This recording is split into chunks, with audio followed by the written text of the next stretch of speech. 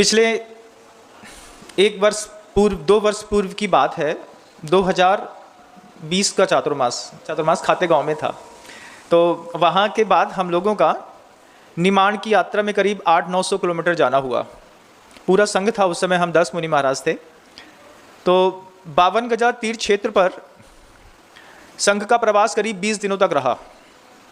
और गुरुदेव उस समय नेमावर में विराजमान थे। तो नेमावर में महाराष्ट्र से बहुत सारे श्रावक श्राविकाएँ आए और उस दिन का एक इतिहास रचा गया कि जब करीब 600 से ऊपर लोगों ने एक साथ प्रतिमाओं के व्रत ग्रहण किए थे। किसी ने 2 प्रतिमा, किसी ने 5 प्रतिमा, किसी ने 7 प्रतिमा, किसी ने 10 प्रतिमा के व्रत ग्रहण किए। ऐसे करीब 600 से ऊपर लोगों ने एक साथ, नेमावर का वह क्या अभूतपूर्व वो दिन था जब गुरुदेव की सन्निधि में 600 से ऊपर लोगों ने देश संयम ग्रहण किया। 10 प्रतिमा तक के धारी स्त्रियां, पुरुष, वृद्ध, जवान भी, जिन्होंने प्रतिमाओं के व्रत ग्रहण कर लिए। और गुरुदेव का मनोहर उद्बोधन 2 समय तक उनको निरंतर मिलता रहा। 3 दिन, मतलब 2 दिन में गुरुदेव ने 4 बार उनको अपनी दिव्य देशना से 1.5 1 घंटे तक प्रभावित किया। वे जब गुरुदेव से समृद्ध होकर के अपने स्थान को, गंतव्य को वापस लौटने को हुए तो उनका 52 गजा क्षेत्र में आना हुआ। हम वहाँ पर बैठे थे। पूजन इत्यादि गुरुदेव का होने के बाद कुछ श्रावक लोग हमारे पास आकर के कहते हैं, महाराज इस महिला ने 8 प्रतिमा के व्रत ले लिए। हमने कहा 8 प्रतिमा के व्रत ले लिए हैं, बहुत बड़ी बात है। हाँ, और इसकी पुत्री है, उनकी पुत्री ने 7 प्रतिमा का व्रत ग्रहण कर लिया महाराज जी। हाँ, आपको ताली बजाने में आनंद आता है, उनको कहना चाहता हूँ वो सुनने में आनंद लें। क्या 7 प्रतिमा का पुत्री ने व्रत ग्रहण कर लिया। पुत्री की उम्र थी सिर्फ 23 साल की। 7वीं प्रतिमा का व्रत ग्रहण करके वे वहाँ से लौटे तो किसी श्रावक जो पीछे से उनके साथी लोग आए थे, उन्होंने बताया, महाराज श्री, अभी 3 वर्ष पूर्व जब महाराष्ट्र में बहुत तेज बाढ़ आई थी, उस बाढ़ में इस परिवार का पूरा घर बह गया था। परिवार में भोजन के लिए भी कुछ नहीं बचा। फिर हमने सोचा कि 3 वर्ष पूर्व भी भोजन के लिए कुछ नहीं बचा और अभी आप प्रतिमा के व्रत ग्रहण कर लिए। बोले हाँ महाराज श्री, हमारे घर में 5 लोग हैं और 5 के 5 लोगों ने प्रतिमाओं के व्रत ग्रहण कर लिए गुरुदेव के पास जाकर के। मैंने उनसे पूछा जीविकोपार्जन कैसे होता है। उन्होंने कहा बड़ी विनय पूर्वक, महाराज श्री, वो सामने वाला पड़ोसी रहता है, उसके गन्ने का एक खेत है, उसके गन्ने के खेत में जाकर के हम गन्ना काटते हैं और गन्ना काटने से जो हमको गन्ना की कटाई का पैसा मिलता है उसमें से हमारे परिवार का खर्च चल जाता है। बड़े मुस्कुरा के कहते हैं कि हम दूसरे के खेत में जाकर के गन्ना काटते और गन्ना काटने से जो हमें पैसा मिलता, उस पैसे से हमारे परिवार के 5 लोगों का अच्छे से खर्च चल जाता है। फिर हमने कहा मकान, बोले उसने ही दे दिया था, खेत में ही एक मकान दे दिया था, थोड़ा सा ऐसा मिट्टी का था, उसको बना लिया है और उसी में हम 5 लोग रह लेते हैं महाराज श्री। और हमारी ज़मीन है, लेकिन अभी हमारे पास पैसा नहीं था, इसलिए हमने अपना मकान नहीं बनाया और गुरु जी के पास जाकर के हमने प्रतिमा के व्रत ले लिए। आप परिस्थितियाँ देखिए कि घर का मकान नहीं है, घर के लिए कुछ नहीं है। और हमने फिर उनसे पूछा, अंदर दया उपजती है ऐसे शब्दों को सुन करके। हमने उनसे पूछा कि वो जो खेत में आप कटाई करते हैं, उस खेत की कटाई से आपको कितना मिल जाता है। तो उन्होंने कहा 6,500 रुपये महीना मिल जाता है। 6,500 रुपये महीने में हम 5 लोगों की प्रतिमाओं का पालन बहुत अच्छे तरीके से हो जाता है और हम अपना जीवन बहुत अच्छे से जी रहे हैं। और पहले हमारी 2 प्रतिमा थी, घर टूटने के बाद थोड़ा दिल में दिक्कत हुई, लगा कि पूरा सामान चला गया है, पंखा चला गया, टीवी चला गया, बिस्तर वगैरह भी सब चले गए थे। लेकिन फिर हमको एक बात समझ में आई कि पुण्य के बिना कुछ नहीं होता। और उसी समय गुरुदेव की मूक माटी हाथ में थी महाराज जी। मंदिर जाते थे, शास्त्र पढ़ने का मन नहीं करता था क्योंकि घर खराब हो गया था, तो गुरुदेव की मूक माटी पढ़ते थे। गुरुदेव की मूक माटी में लिखा था कि संयम की राह चलो, गुरुदेव की मूक माटी में है, संयम की राह चलो, राही बनना ही हीरा बनना है। राही शब्द स्वयं विलोम रूप से कह रहा है राही हीरा। जब ये पंक्ति गुरुदेव की हमने मूक माटी में पढ़ी, वो श्रावक कहता है बंधुओं 6,500 रुपये मात्र महीने का मिलता, और 5 लोग, उसमें से एक की 8 प्रतिमा का व्रत, 23 साल की पुत्री की 7 प्रतिमा का व्रत, उसके वृद्ध दादा दादी थे जिनकी उम्र करीब 70-75 साल की थी, उनके 3-3 प्रतिमा के व्रत। हम सोचते रहे 5 लोग एक घर में, घर स्वयं का नहीं, सब व्रती, 6,500 रुपये महीना, कैसे व्रत पालते होंगे। उसी समय बगल में कुछ श्रेष्ठी लोग बैठे थे। उन श्रेष्ठियों में से एक श्रेष्ठी ने हमसे इशारा किया, महाराज जी 5 लाख रुपए हमारी तरफ से इस परिवार को दे दीजिए, ये अपना मकान बना लेगा, क्योंकि आर्थिक अभाव बहुत है, गरीब हैं। हमने उनको इशारा करके कहा कि हम बात करते हैं, एकदम से धन किसी की अपेक्षा करो तो उनको बुरा लगता है। हमने कहा हम बात करते हैं, अभी आप शांत बैठो। तो उनने हमको भरोसा दे दिया कि आप हमारी तरफ से 5 लाख रुपए इनको दे दो, ये अपना मकान बना लेंगे, अच्छे से रहेंगे। हमने उन श्रावक से पूछा कि आप 5 लोग प्रतिमाधारी हैं, किसी की 8 प्रतिमा, किसी की 7 प्रतिमा, किसी की 3-3 प्रतिमा के व्रत हैं, तो आप लोग दूसरे के घर में रहते हैं, स्थितियां खराब हैं, एक काम करो घर बनवा लो। हाँ महाराज जी 3-4 साल मेहनत करेंगे, पैसा आ जाएगा, घर बनवा लेंगे, कोई विकल्प नहीं है। हम जहाँ रहते हैं वो भी जैन का घर है, बहुत अच्छे से रखता है, कोई विकल्प नहीं है। तो उनके कहने में, शब्दों में इतनी निर्मलता, उनके शब्दों में इतना मृदु भाव था कि सुनकर के अंदर से हृदय द्रवित हो रहा था। तो वो श्रावक से हमने कहा कि एक काम करो, 2-3 लाख रुपए में तो मकान बन जाता है। हाँ महाराज जी 4 लाख रुपए में बन जाएगा। तो वो इशारा करके हमसे कहते हैं, हम तो 5 दे रहे थे, इनका 4 में बन जाएगा, 5 दे दीजिए इनको। हमने कहा पैसा ले लीजिए और 4 लाख रुपए लेकर के अपना मकान बनवा लीजिएगा। वो कहते हैं हमें पैसा नहीं चाहिए, व्रती 3 प्रतिमा, 7 प्रतिमा, 8 प्रतिमाधारी। हमने कहा पैसा नहीं चाहिए, मकान बन जाएगा महाराज श्री महाराज, मकान का कोई विकल्प नहीं है, हम व्रती हैं, हमें कोई विकल्प नहीं है। तो हमने कहा नहीं, कोई व्यक्ति हमारे पास आए थे, उन्होंने हमसे कहा था कि महाराज धर्म क्षेत्र में साधर्मी वात्सल्य के लिए अगर कोई ऐसा कोई साधर्मी मिले कि जिसको वास्तव में धन की आवश्यकता है तो आप हमें दे दिया, हम आपको संकेत दे देंगे, आप हमें उनको दे दीजिएगा। तो हमने कहा हमारे पास थे, आते हैं ऐसे लोग जो स्वयं अपनी न्याय उपार्जित संपत्ति एकत्रित करते हैं, आकर के बोलते हैं साधु संतों के पास, महाराज 50,000 रुपये दान देने का भाव है, 10,000 रुपये दान देने का भाव है, 20,000 दान रुपये देने का भाव है, उसका आप जहां समायोजित बना लें। अच्छा, अपनी सामर्थ्य के अनुसार हर आदमी दान देता है। तो उसने अपनी सामर्थ्य से कहा कि महाराज 5 लाख दे दीजिए, कोई बड़ी बात नहीं है। उस व्रती से कहा आप 5 लाख ले लीजिए, अपना मकान बनवा लीजिएगा। व्रती कहते हैं महाराज हम 6,500 रुपये में भी पैसा बचा लेते हैं। हमने कहा कैसे बचा लेते हैं? उन्होंने कहा हम संयमी हैं। संयमी? हमने कहा वो तो हमें समझ में आ रहा है, 6,500 में कैसे बचा लेते होगे? गैस सिलेंडर रहता है, घर में आटा दाल लाना पड़ता है, लोगों के वस्त्र की आवश्यकता पड़ती है, बिजली का बिल लगता है, उसके बाद भोजन इत्यादि में शुद्ध घी तेल इत्यादि सब व्रतियों को लगते होंगे। 6,500 में 5 लोग का कैसे पूछता है? आप सोचिए, आपका पूछ जाएगा एक आदमी का। देखिए संयम की कीमत। 6,500 रुपये में उनने कहा महाराज जिस दिन हमारा घर बाढ़ में बह गया था और पहली बार हमें आगम सागर जी महाराज के माध्यम से हमारे घर को बनाने की कोशिश करी गई थी और वो व्यवस्थित बन गया था महाराज, लेकिन कर्मोदय में फिर टूट गया। तब से हमने संकल्प कर लिया हम किसी का दान नहीं लेंगे।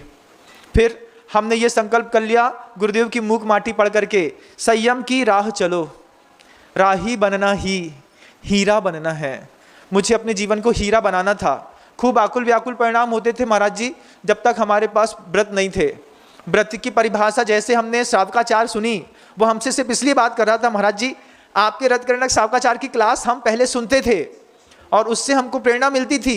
उस श्रावकाचार की क्लास ने हमारे जीवन को बदलने का काम किया, लेकिन उस दिन बाढ़ में वो मोबाइल भी गिर गया, बह गया, जिससे हम आपकी क्लास सुनते थे। उसके लिए भी हमारे पास पैसा नहीं रहा, लेकिन फिर वो बात भर गई थी। गुरुजी के पास गए और हम 7 प्रतिमा के व्रत लेकर के चले आए। चेहरे में प्रत्येक समय उत्साह। कहाँ धन लेकर के आप पहले अपना मकान बना लो, व्यवस्थित कर लो। 6,500 में कैसे घर का खर्चे चलता है?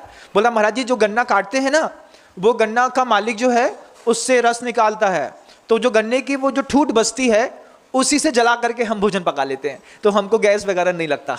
हंस रहा है, हंसते हंसते बोल रहा है, आप गंभीरता से सुनिएगा। वो हंस के बोल रहा है, आप गंभीरता से, कि वो जो गन्ने का रस निकालने के बाद गन्ने का अपशिष्ट बचता है, उससे हम घर का चूल्हा जला करके पूरा खर्च चला लेते हैं और उसी से हम सारी व्यवस्था कर लेते हैं, किराए के मकान में रह लेते हैं। हमने कहा, सोच रहा था मन के अंदर कि कितना धन का अभाव है, और ये भी सोच रहा था कि बगल में वो जो श्रावक हमसे बोल रहा है कि 5 लाख रुपए इनको देकर के इनका घर बना दो, उसका कितना उदार भाव है जिन धन के प्रति, साधर्मी के प्रति। जब उनसे कहा कि ले लो, तो वो कहते हैं उस 6,500 रुपए में से 4,300 रुपए में हमारे घर का मासिक खर्च निकल जाता है, उसके बाद हमारे पास पैसे बच जाते हैं महाराज श्री, और उसमें 2,300 रुपए हर माह हम बचा लेते हैं। आज उसमें से हम 17,000 रुपए इकट्ठा करके लाए हैं, किसी और साधर्मी को जरूरत हो तो आप हमारी तरफ से उसको दे दीजिएगा। ये कितनी बड़ी बात है। आप देखिए संयम क्या कराता है। आपका असंयम आपको पिज्जा, बर्गर, चाउमीन, खाना पीना सब में, उन प्रतियों से हमने पूछा कि भोजन में क्या करते हैं, महाराज श्री सब्जी बहुत महंगी थी, हम लोगों ने आजीवन हरि का त्याग कर दिया। संयम क्या करता है? संयम आप देखिए, इंद्रिय संयम और प्राणी संयम, जिसके माध्यम से व्यक्ति व्यक्तित्व को ऊंचा उठाता है। तुमको दुनिया भर में 10 लाख वनस्पति कायिक में तुमसे कहें कि तुम मर्यादा खींच लो कि 20 वनस्पति कायिक के अलावा हम जीवन में उपयोग नहीं करेंगे, एक बार थाली में तो 5-6 से ज्यादा आती नहीं होगी, 20 का संकल्प कर लो, लेकिन तुम कभी संयमित नहीं हो सकते। नदी के बाढ़ की नदी के जैसा तुम्हारा जीवन है, हम कुछ छोड़ नहीं सकते महाराज श्री। इतना नियम ले लो कि जो थाली में सब्जी हरी दिखाई जाएगी उसमें से 2 छोड़ करके भोजन करूंगा। पत्नी ने मान लो 3 सब्जी बनाई, 2 छोड़ के भोजन करूंगा, अंदर संकल्प कर लो। आप कर नहीं सकते। असंयमी कुछ नहीं कर सकता, संयमी क्या कमाल कर सकता है आप देखिए। उस संयमी कहते हैं सब्जियां बहुत महंगी थी महाराज जी, महाराष्ट्र में उधर उस तरफ, और माहौल ऐसा खराब था, पैसे की कमी होती थी, हम लोगों ने आजीवन हरि का त्याग कर दिया। हमने कहा हरि का त्याग करने से क्या होता है, कभी कुछ और भी तो चाहिए पड़ता है। हाँ महाराज श्री, हम लोगों का परिग्रह परिमाण का व्रत था, हमने वस्त्र की मर्यादा कर ली है, साल में सिर्फ 3 साड़ी में हमारा 2 साड़ी में काम चल जाता है। पिछली साल 1 साड़ी बच गई थी, वो इस साल अभी हमने गुरुदेव के नियमावर में किसी और को दान दे दी। संयमी दान देता है, असंयमी उसको सिर्फ चाहिए। अंदर लाओ, जहां से मिलता जैसे मिलता आने दो। वो व्रती कहते महाराज 17,000 रुपए हम अपने 6,500 रुपए की उस पुरुषार्थ से कमाई हुई रकम से बचा करके लाए हैं। गुरुदेव के पास देना चाहते थे लेकिन संकोच हो रहा था कि कोई क्या कहेगा। तो महाराज श्री ये 52 गजा में आदिनाथ भगवान की इतनी बड़ी मूर्ति है, इस भगवान के आदिनाथ भगवान के चरणों में ये 17,000 रुपए समर्पित हैं। किसी साधर्मी को देना हो तो साधर्मी को दे दीजिएगा, नहीं तो भगवान बाहुबली के आदिनाथ स्वामी के चरणों में ये राशि आप समर्पित करा दीजिए। वहां बड़े महाराज जी के सामने देने में संकोच होता था, महाराज जी आप ले लो, ऐसा कहता है वो संयमी। आप ऐसा कर सकते हैं? आप ऐसा कर सकते हैं? 5 लोगों का अपने घर के अंदर प्रतिमाओं के साथ संयम धर्म है बंधुओं, इसलिए संयम की चर्चा हो रही है। आप उस गृहस्थ से अपने जीवन की तुलना करिएगा। गुरुदेव ने इसी ऐसे उदाहरणों को गुरुदेव के पास एक बार नहीं कई बार आए। गुरुदेव ने कहा कि असंयमी क्या खाता, असंयमी क्या खाता, कब खाता, कितना खाता, किसका खाता, क्यों खाता, इसका खाता उसके पास कभी नहीं मिलेगा।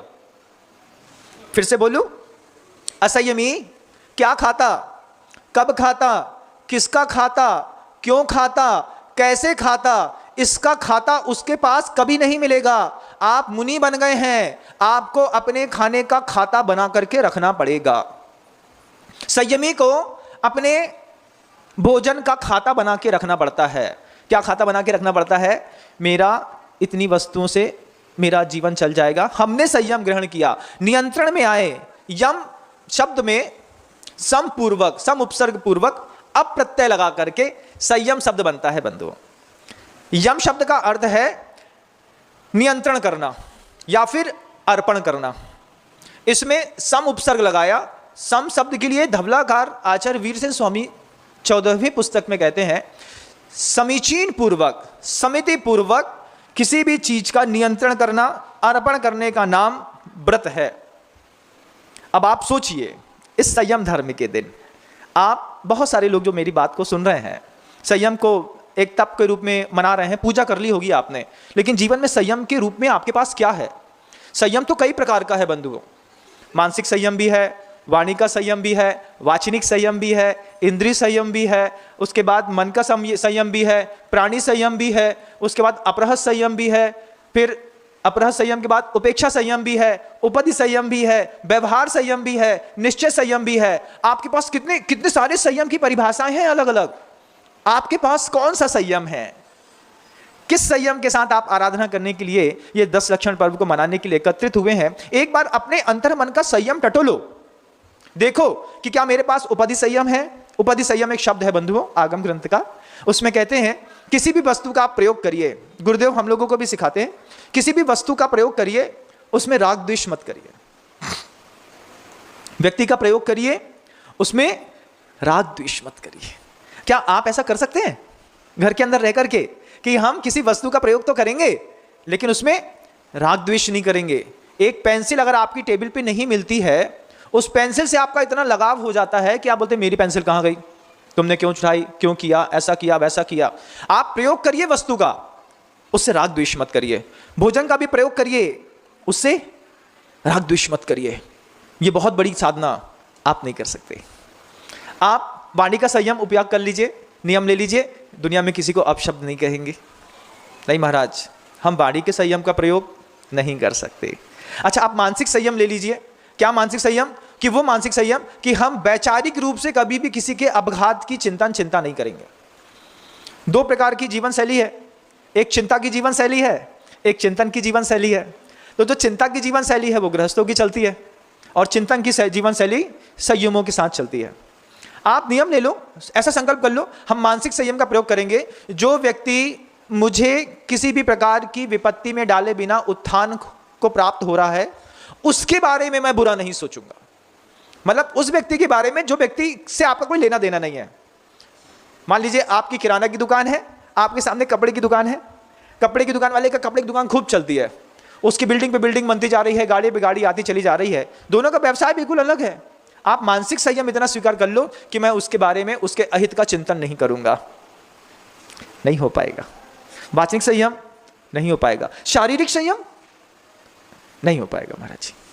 ठीक है, सिर्फ संयम का पूजन करनी है, संयम की प्रभावना के लिए एक दिन 10 लक्षण धर्म में एक दिन बना लिया।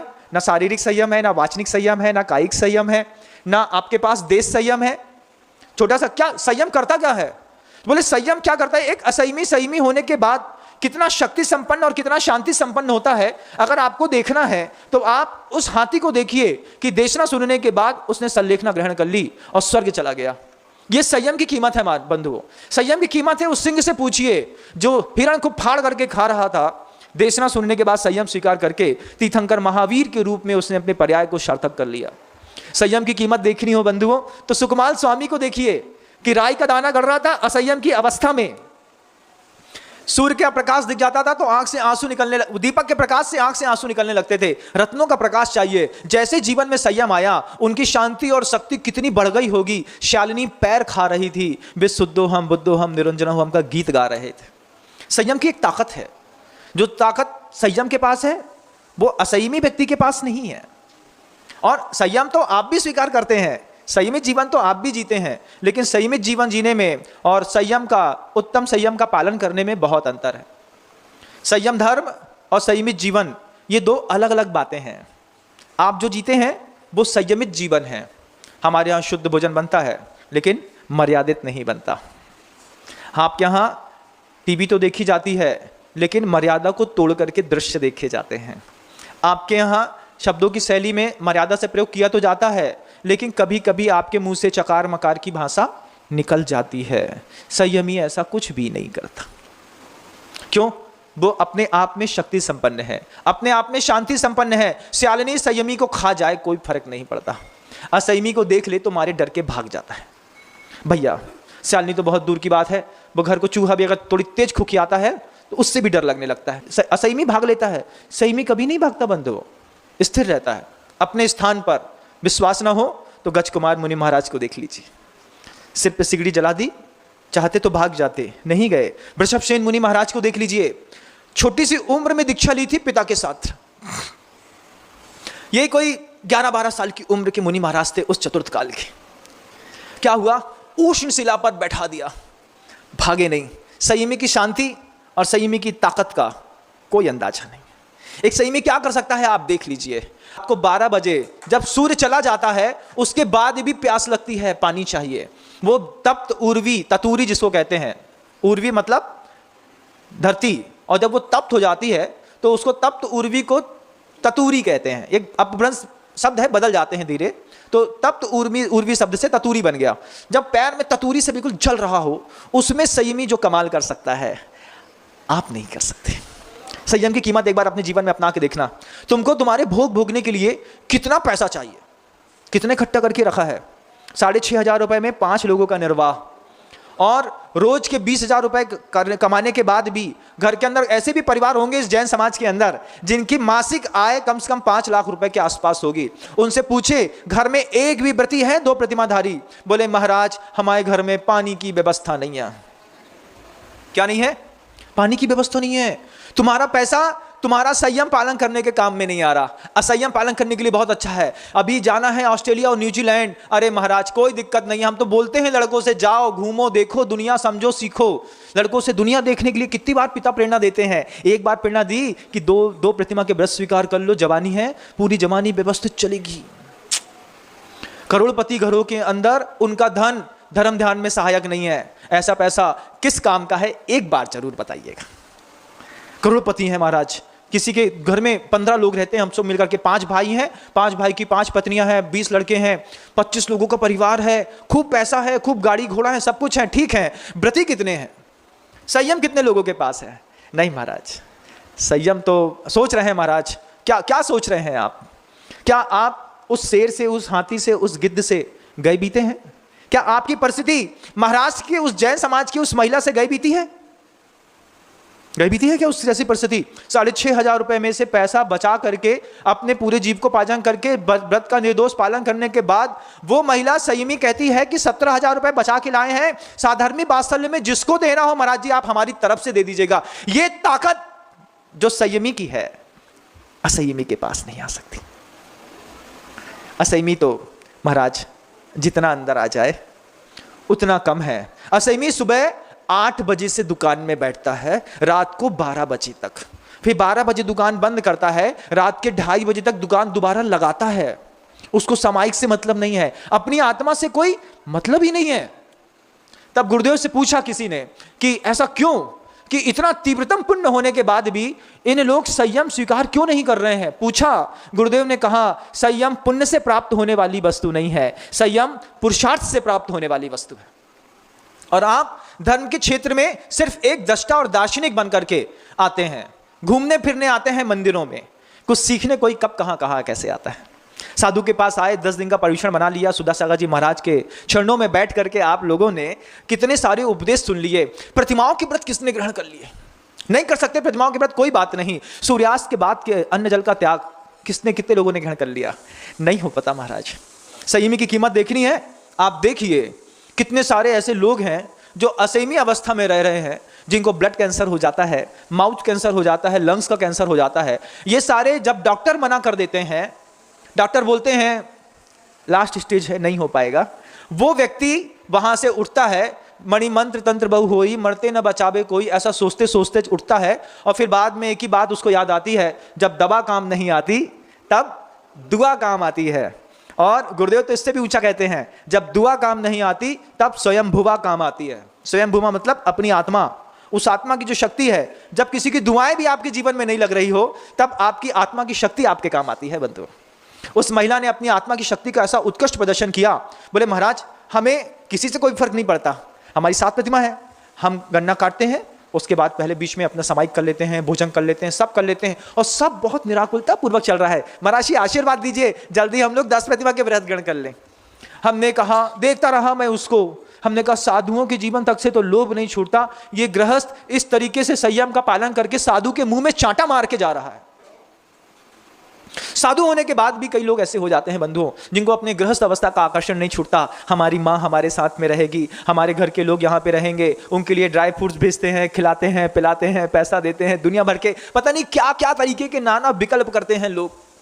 उन सब के मुंह में, उन सब विचारों में एक साथ चांटा मार दिया उस गृहस्थ ने और कह दिया, आप हमसे धन ले लीजिए, किसी और का जीवन सफल कर दीजिएगा। आज इस संयम दिवस के दिन संयम के लिए बंधुओं, जिन प्रतिमा की आवश्यकता नहीं होती, लेकिन प्रतिमाओं के व्रत ग्रहण करने की आवश्यकता होती है। देश संयम और सकल संयम, इस दो प्रकार के संयम जीवन में होते हैं। आप अपने जीवन में इतना सा संकल्प आज के दिन जरूर करिएगा, श्री कृष्ण के जैसे। श्री कृष्ण के पास क्या था? पूरी द्वारका थी, पूरा वैभव था, अप्सराएं थी, अच्छी पत्नियां थी, सब कुछ थी। लेकिन जब उस द्वैपायन के ऋषि के प्रसाद, उसके क्रोध के कारण द्वारका जलने लगी, तब श्री कृष्ण ने सिर्फ एक बात कही। क्या कहा? जिसको जिसको संयम ग्रहण करना है कर लो, मेरी तरफ से छूट है, ये द्वारिका अब बचने वाली नहीं है। कृष्ण ने कहा ऐसा, जिसको जिसको संयम ग्रहण करना है, व्रत ग्रहण करने हैं, सब कर लो। द्वैपायन ऋषि का क्रोध प्रचंड हो गया है, अब ये पूरी द्वारिका नष्ट होकर के रहेगी। और जिसको संयम ग्रहण करना था वो सब करते चले गए। कृष्ण वहीं के वहीं वैसे ही द्वारिका के बीच में खड़े होकर के पूरी लीला देखने के लिए उपस्थित थे, किसी को नहीं बचा पाए। आग लगने के बाद आप कृष्ण के जैसा रोल अपना लो कि आपके जीवन में बहुत सारी संपत्ति है, बहुत सारी संपदा है, अपने मोहल्ले में, अपने नगर में, अपने गांव में ढूंढो कोई ऐसा व्यक्ति जो संयम का पालन कर सकता हो और उसके लिए अनुकूलता बनाओ। उससे बोलो, अच्छा आपको 2 प्रतिमा के व्रत का पालन करना है, यहां कुआं की दिक्कत होती है, हम एक कुआं व्यवस्थित करा देते हैं। ये वो वैश्याएं थी, उन वैश्याओं के अंदर दान देने का भाव आया। हमने देखे कई नगरों और गांव में सार्वजनिक कुएं खुदे थे। वैश्याएं थी, मुनि महाराज आते थे जाते थे, उनको देखती थी तो संयम के प्रति उनकी भाव पैदा होते थे। लेकिन परिस्थितियां ऐसी थी कि कर्तव्य क्या करती थी वो। उनने पूछ लिया मुनि महाराज से कि मैं आपको आहार दान कैसे दूंगी।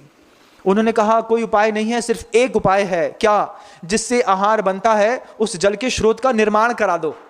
तो उन वैश्याओं ने अपने पैसे से कुआं खुदवा दिया और उस खुदे हुए कुएं से जब मीठा पानी निकला तो सैकड़ों व्रतियों ने उसके खुदे हुए पानी के व्रत से, उसके पानी को लेकर के गालन करके व्रत को उसके लेकर के व्रत का पालन किया। और वो कुआं आज भी बना हुआ है। जीव आत्मा यहां से पिंजरा पंछी छोड़ करके निकल गया, उसके कुआं खुदे से आज भी लोग प्रतिमाओं का पालन कर रहे हैं।